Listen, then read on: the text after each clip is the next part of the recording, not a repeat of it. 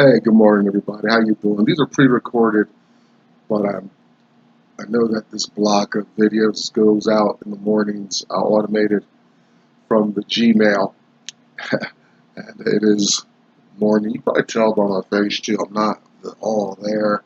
Haven't shaved and got cleaned up a little bit before I head to school into my work week. Welcome to 365 Days to Racial Change. My name is Tomlins. Nyback, we've been talking about leadership here and there, education. In this latest block, we want to get back to Uncle Tom's Cabin ASAP, but I did want to check in. I do like to mix the factual with the fictional. We get a lot of conversation, a lot of talking points from either side of the equation. Of course, we got 400 or 500 years and ongoing of material to deal with, so it's all relevant to us here at this forum to some degree. Uh, you know, Start out by some of the classic monologue here. How goes it with the black mind? How are blacks in America thinking about? Now, I'm not talking about Africans fresh over here from some of our friendly nations like Ghana, maybe whatever alliances we have with South Africa, or although South Africa needs to clean up its act on racism as well. But I recognize we got plenty of friendly countries and have plenty of great Africans, but they're free Africans maintaining their language, culture. Africa was extracted from the black slave, conditioned out of the black mind over hundreds of years. So we're a unique people, I think, over all the earth. I think anyone over the earth, you're not going to find them so psychotic to a degree about their identity and who they are, or what they should be doing, what they should be doing, how they should be moving as a group. In American culture, you find a culture with that much power. Forget about bombs and the gun issues, national security, immigration. America is the only place, the nation, where it refuses to allow a specific identity to thrive, compete, equally participate in its system. That's some of the fundamental root philosophical issues we talk about. Through the year, granted, we're only going to get at the surface issue of a lot of that, but it's very real what America has done to itself. It's I don't know. There's a portion of America that's like, yeah, we did that to the black slaves, to blacks coming in here, and created a new nation and whatnot. All the things that Tomlin's Nyback is complaining about. Yeah, we did that. We're glad. We're successful. Yeah, And then there's that other portion of America that does feel some responsibility, but that's kind of the lesser voice. It's it's that voice that it's like window dressing on America's true intentions, altruism, outreach, that kind of spirit. So that's where I'm at this portion, day 261 of racial change.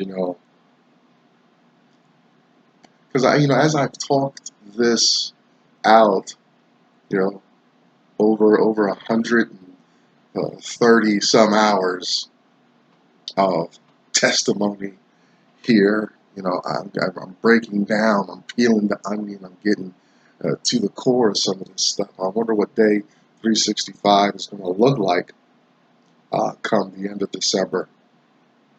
Will my argument be structured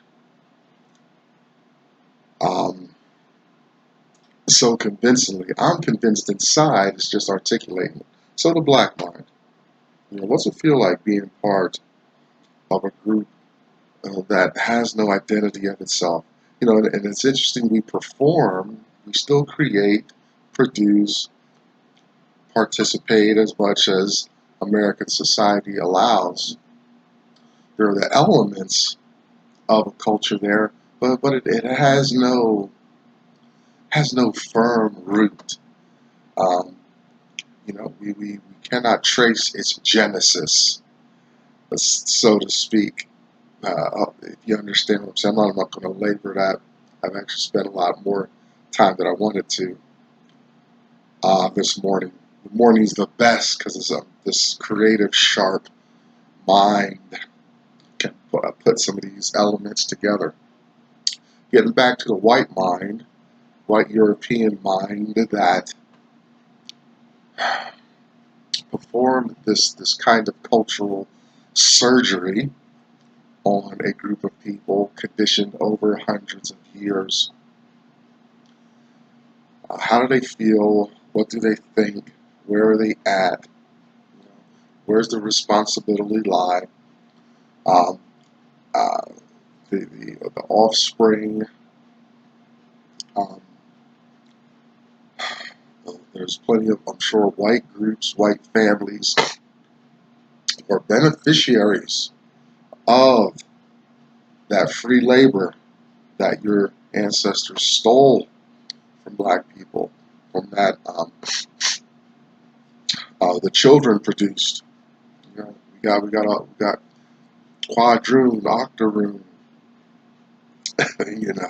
mulatto, all these lighter colored black people, or are they darker colored white people? Who knows? But you had these slave masters producing their own workforce, like Noah out there, you know. And it's sad. It's sad because the white slave master said they were slaves. They were born of a slave woman, a black woman, therefore they're slaves. And which is not the way we we assess offspring in the world. Children inherit the father's rights, powers, privileges. Not the mother's in general. Right? Sad, very sad. These white slave masters producing all this offspring. You know, we're looking to some literature. There's something I think I need to get to, remind us of about these marriage laws.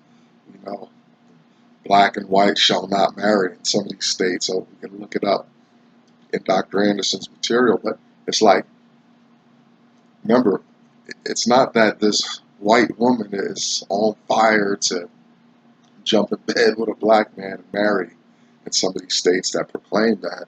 It's they're addressing white men wanting to marry black women. That's a societal challenge because then you start really having black people participate in the culture, and this is hundreds of years ago. Enough on that. I like to do a little piece on that. Call you out, black and white mind. Financial literacy. I keep thinking of this. I keep forgetting on purpose because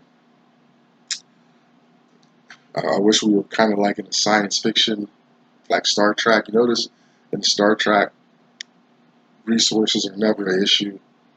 You go to the computer, you tell it what it wants, it spits out your meals and stuff. I wish the world was like that, but it's not. So yeah, you got to have some financial literacy.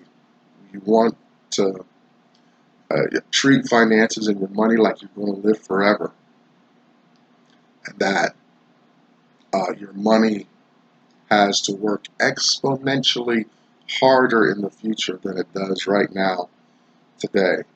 Your dollar is going to be worth even less. You're going to need more dollars, you know, and you know, understand in the future the minimum wage in America is going to be higher, yeah, but you have to know how to assess something called inflation, hidden inflation, taxation, stuff like that. So your money has to work so much harder in the future. Your ability to work, unless you've got a kick-ass cush job or you're running some business where you're really set for life, like Michael Jordan, Bill Gates, CEOs of Apple, and some of those big blue chip IBM places. If you're depending on physical ability, then that runs out. Trust me, I know you see this. This is I keep this because this is my testimony that my time is limited, and I'm beating my body up right now in a blue collar job. It's not sustainable, to say the least. Fortunately, I'm finishing up my bachelor's degree. I got my eye on business. We're going to see where things go in the future. All right.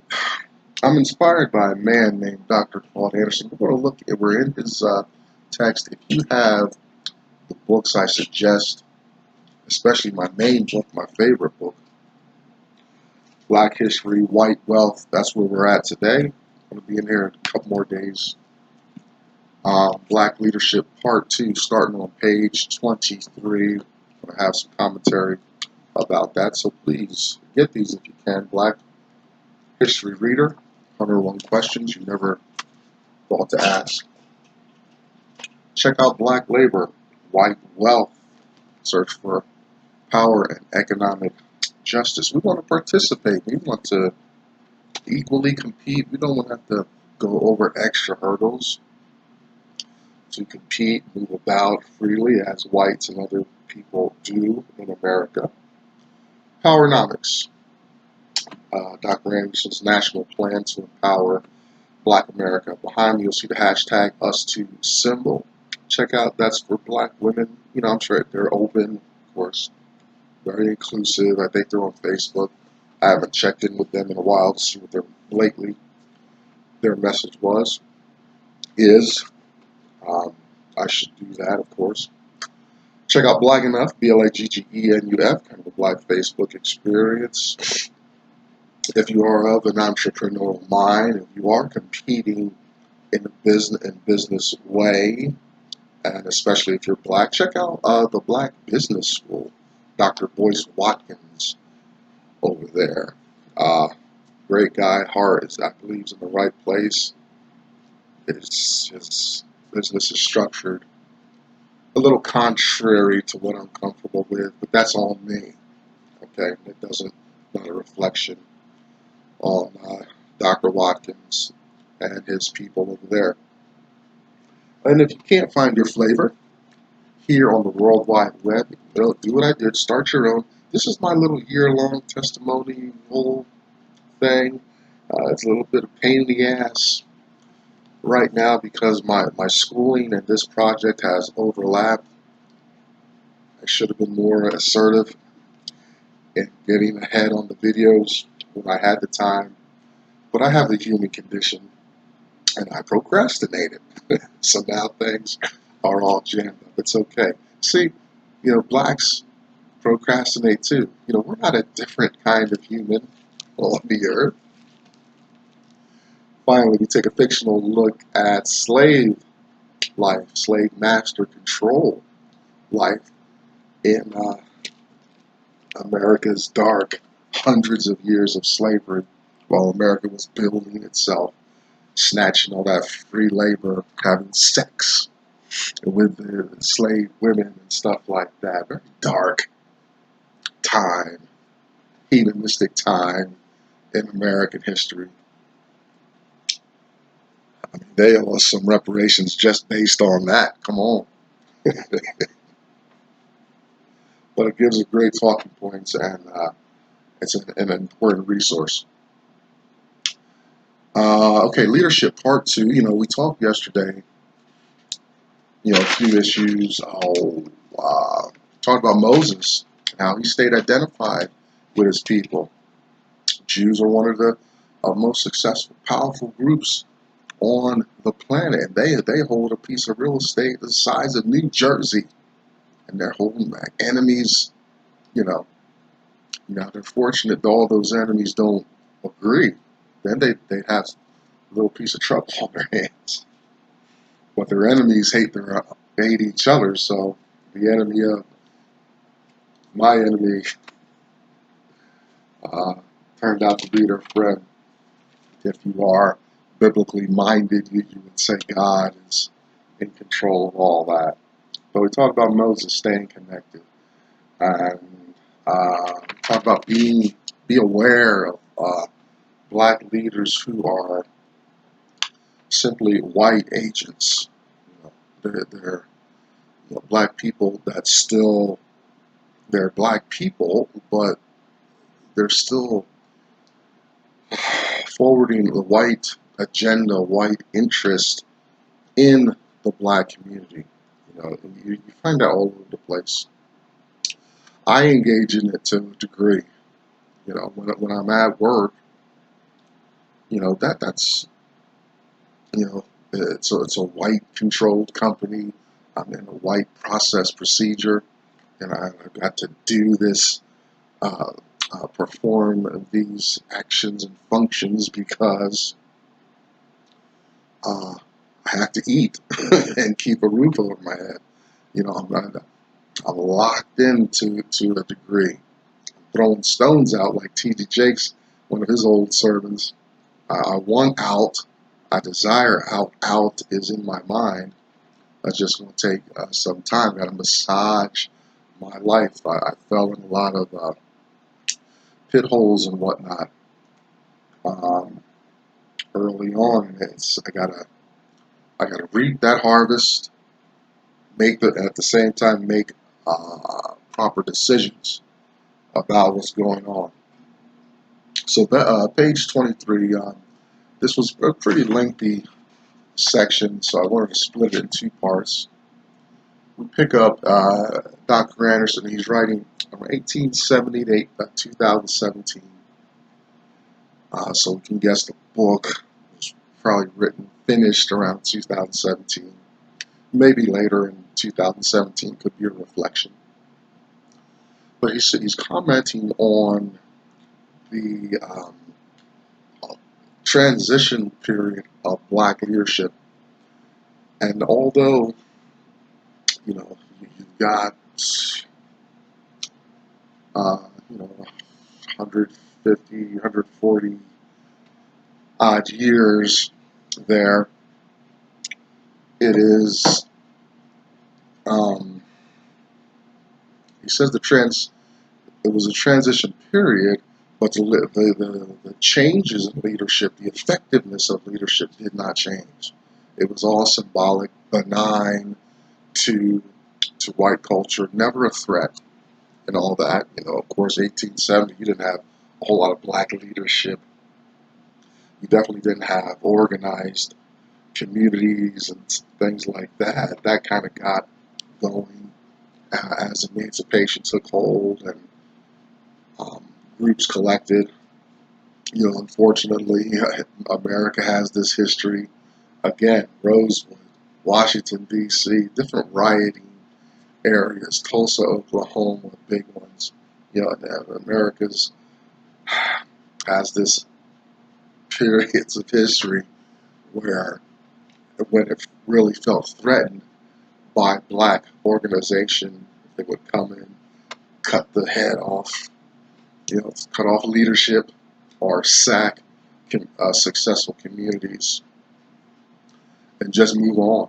you know, uh, I think we're in a different space today. It's too bad we don't see black people organizing in physical spaces like that anymore. That's one of the challenging things about the internet. So it's benign, still benign, symbolic. Nobody overtly talking about needs, rights, expectations uh, here in America. Black leadership essentially is under white control. We take for black leadership, black so many directions. When you look at black success, look at true black success. Look at name some. We got a lot of prominent men and women now. Oprah, WW. I think she had a hand in renaming Weight Watchers. She's probably a controlling interest there. With her magazine, she had her successful talk show. You know, Shaquille O'Neal, from a father with a military history, father, things like that, success in the NBA, Papa John's, the General, insurance. Jay-Z comes up through the ranks, probably New York centered, and rises up through the ranks. Uh, Hip hop uh, superstar, aligned with the NFL. You know, those are very admirable things, and I'm not going to go into some of the normal stuff about why aren't you doing something for black people, because I don't really know for sure. I just know publicly I don't know what their stance is on helping black people, but probably have some endowments and doing stuff in communities, outreach, doing holidays, stuff like that. I wouldn't be surprised if they do. All that being equal, you need to understand that getting there for that individual, those individuals, Beyonce as well, anybody that makes that public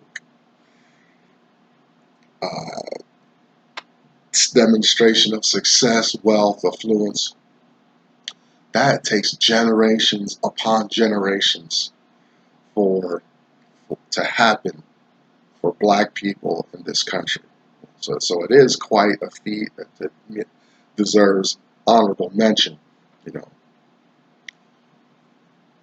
not so for white people. White people can move within the system in an exponentially shorter amount of time. What I mean is what look back at P. Diddy, Michael Jordan, Oprah Winfrey, Beyonce.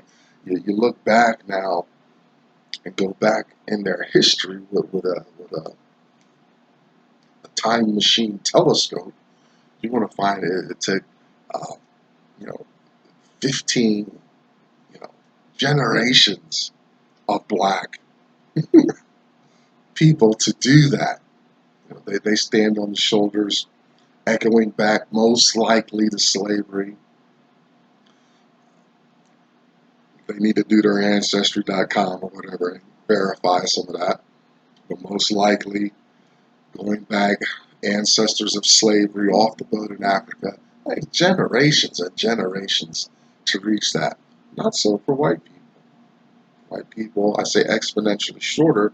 What takes Jay-Z history, lineage, generations to reach.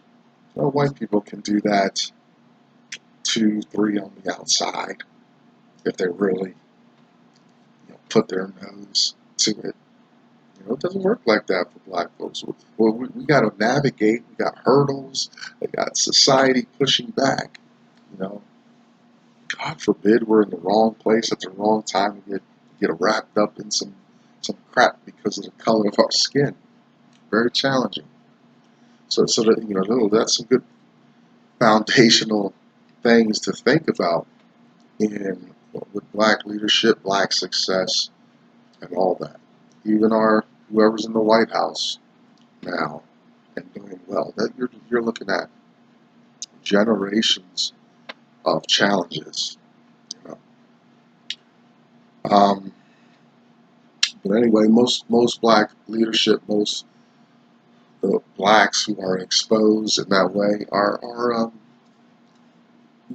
have been heavily influenced uh, by a white paradigm, a white program, and they uh, want to be skeptical of black success and black leadership uh, because of the high likelihood, high possibility of white control still present, working in that individual, even though they are embedded in the black community.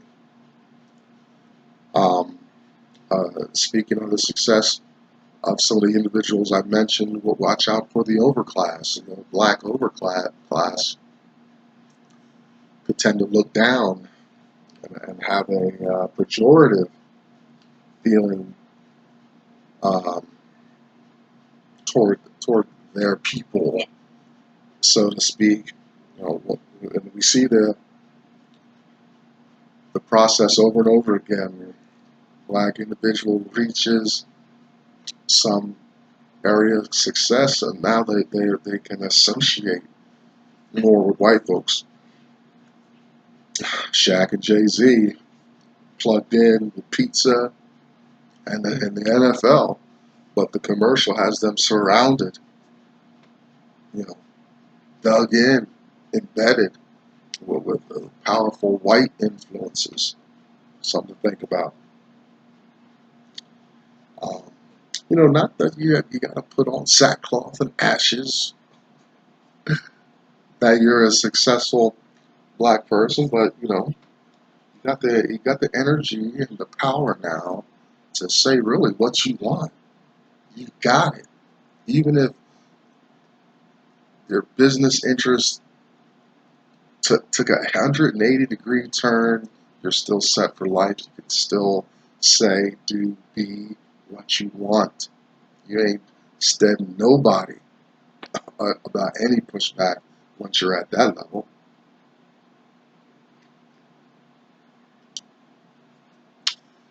Here we're going to reiterate, the 70s, what was, you know, blacks have this terrible, debilitating, altruistic disease, I would almost call it, because we are so giving, loving, sacrificial to a fault. 70s, rise of feminine issues, immigration was still an ongoing issue. European immigration, we'll say, the darker you are, the harder it gets to get into this country. Black supported that, but we were again unreciprocated. Every time we let our energy get diluted into assisting others, we get that negative blowback feedback. Um, we've talked consistently about the Europeans, Jews, Arabs, Native Americans, and all that. These are groups that, they maintain their language, culture, dance, dress, relationship with their God, all that. It's an intact culture, So I admire them for maintaining that and being so aggressive and not letting their oppressors, some of those groups I just mentioned have been grievously wounded, yet they've stuck. They have theirs. But black Americans, especially those descended from slaves, are wrestling with um, how to navigate that space properly. We find elections make no difference. We'll end with this. He says, look, Dr. Anderson has noted, he gives a statistic between the 60s and the 90s, black representation in politics rose 9,000%. You would think that there'd be at least some correlation with success in black life? No. Black life stayed flatline or got worse, especially between the 60s and 90s. There's some, you talk about glass ceilings for women, ours must be cut from diamond. Very sad. Obama brought no change. A lot of promise, a lot of symbolism, but no change. We even got white politicians that think that America has finally solved its race problem between black and white because we had a black president, a black family. You know, nah. We know President Obama, while his feat was admirable, mentionable, and all that, he was still in the hands of the white power, the white majority. You know, had we seen black president and a black vice president, a black ticket, you know. But you know what? I looked at that ticket, Obama, Biden. You know, it's like you had old politics, backing up, ready to jump in case the black man faltered and stumbled in his office. Hey, listen, I'm through today. I got to get to school and get into the day. I need to crank this one off because I'm a little behind. I'm Tomlin's Nyback. This day 261, coming up on that 100-day home stretch. Will you help me? Will you pray with me? Will you send your spiritual energy my way as it's getting pretty intense out here for racial change, but we're going to make it. I guarantee it. Hey, enjoy your days. What are you sitting around watching videos for? Let's get into it.